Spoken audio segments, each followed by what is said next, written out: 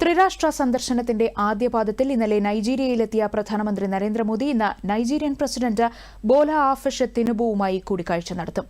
Grand commander of the order of the Niger ബഹുമതി നൽകി Nigeria പ്രധാനമന്ത്രി നരേന്ദ്രമോദിയെ ആദരിക്കും.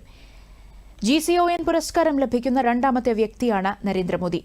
ഇതിനു മുൻപ് 1969-ൽ ക്വീൻ എലിസബത്തിനാണ് ഈ പുരസ്കാരം ലഭിച്ചത്. പ്രധാനമന്ത്രി നരേന്ദ്രമോദിക്ക് ലഭിക്കുന്ന 17ാമത്തെ അന്താരാഷ്ട്ര അവാർഡാണിത്.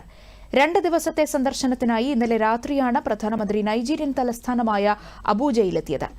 കഴിഞ്ഞ 17 വർഷത്തിനിടെ ഇതാദ്യമായാണ് ഒരു ഇന്ത്യൻ പ്രധാനമന്ത്രി നൈജീരിയ സന്ദർശിക്കുന്നത്. ഇരു രാജ്യങ്ങൾക്കുമിടയിലെ സഹകരണം വിലയിരുത്തുന്ന നേതാക്കൾ നിരവധി ഉടമ്പടികളിലും ഒപ്പുവെക്കുമെന്നാണ് സൂചന.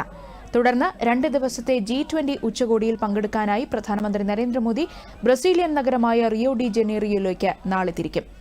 ഉച്ചകോടിയുടെ ഭാഗമായി നിരവധി ലോക നേതാക്കളുമായി അദ്ദേഹം ചർച്ചകൾ നടത്തും.